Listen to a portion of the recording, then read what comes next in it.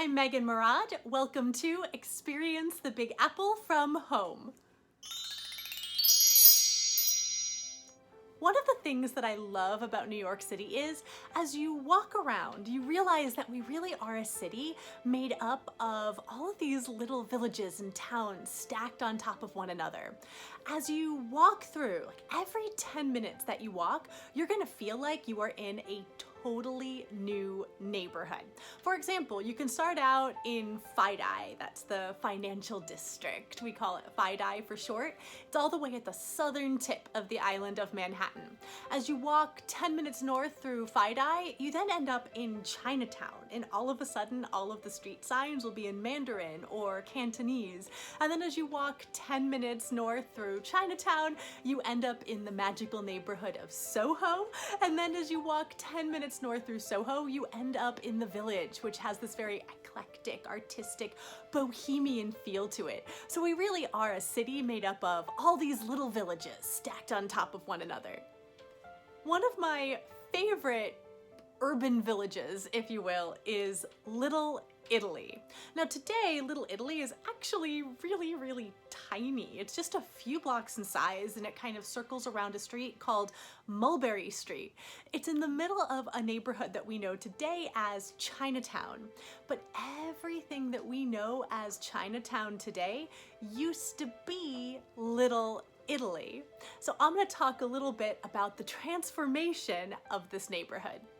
To understand the transformation of Little Italy into Chinatown, you have to go way back in time to before Ellis Island ever opened up. We used to not really have any immigration laws, so boats could just dock wherever they wanted to, and as long as you could get off of the boat, welcome to America. And one of the places in Manhattan that many of the boats carrying immigrants docked was the South Street Seaport. The South Street Seaport is just a very short walk away from what we know today as Chinatown. So immigrants would hop off of the boats, they would turn right, they would walk north for about 10 minutes, and they would end up in a neighborhood where they could find housing. It wasn't nice housing, but it was housing that they could afford. The first wave of immigrants that came to this neighborhood, they were actually German immigrants, and the area was known as Klein Deutschland, which means Little Germany. But then as the German immigrants assimilated, the next wave of immigrants came in. Those were the Irish immigrants. Then as the Irish immigrants assimilated, the next wave of immigrants came in. Those were the Jewish immigrants. And then as the Jewish immigrants assimilated, around the year 1900, that's when we started to get the big waves of Italian immigrants coming into the area. Now, a question that I would ask is, why did everybody get off of the boat and turn right? Why did nobody go straight or go left or south? Well, the best way that I can put this is I actually got a Facebook message from a friend in Florida. I had only met them once at the time, and I hadn't talked to them in about 10 years. But they sent me a message saying, hey Megan, I know that this is kind of awkward since we only met once and it was many years ago, but I'm moving from Florida to New York City, and you are the only person that I know in New York City, so I'm hoping that you can help me get my feet planted in the ground. Now that was somebody in 2017 moving from Florida to New York. Now imagine that it's the year 1900 and you're moving from Italy to New York.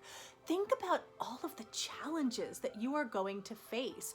You're probably going to speak a different language than the language that most people in New York City speak. You're probably going to speak Italian, and most people in New York City were probably going to be speaking English. You are going to worship a different religion than most people in New York City. You were probably going to be Catholic if you were coming over from Italy, and at the time, most of the residents in New York City were Protestant, and you were probably going to eat different foods. Now today we all love Italian food, we love our pastas and our pizzas, but in the year 1900, what was considered like good standard American fare, that was stuff like boiled ham and baked beans. So delicious. So if your neighbors were cooking with all of those wonderful fragrant spices that are used in Italian cooking, you were probably going to think that your neighbors were weird. So if you were coming over from Italy to New York City in the year 1900, you maybe would ask your neighbors, hey, do you know anybody that's living in New York City? And one of your neighbors might say, yeah, my brother Gino, he lives on Mulberry Street. Tell him that Nona says hi. So when you got off of the boat at the South Street Seaport, you were going to have Gino's address in your hand and you were going to find Gino on Mulberry Street as quickly as you could. And when you found him, you were going to find a sense of community. You were going to find people who spoke your language, who worshiped your religion, and who ate your foods. Now, this first wave of Italian immigrants, most of them never left the tenements of the Lower East Side, but they did send their kids to American schools, and as a result, they learned English, and because of this, different job opportunities were often available to them, often higher paying job opportunities. So as soon as they could, they left the tenements of the Lower East Side, which made those tenements available for the next wave of immigrants who came in, who were the Chinese immigrants. So that's how Little Italy sort of transformed into Chinatown. But we do still have a few blocks of Little Italy, and there's a lot of really great restaurants. My favorite restaurant in Little Italy is a restaurant called Gelso and Grand. Gelso actually means mulberry in Italian, so it's at the corner of Mulberry Street and Grand Street. So that's Gelso and Grand. And there's also an amazing pasticceria called Ferrara's. Ferrara's arguably makes the best cannoli in New York City, and I love to just go and sit down, drink a hot chocolate or a cappuccino, and eat their Italian pastries. I hope that everybody is staying healthy. I hope that everybody is staying safe. Thank you so much for watching and continuing to experience the Big Apple from home.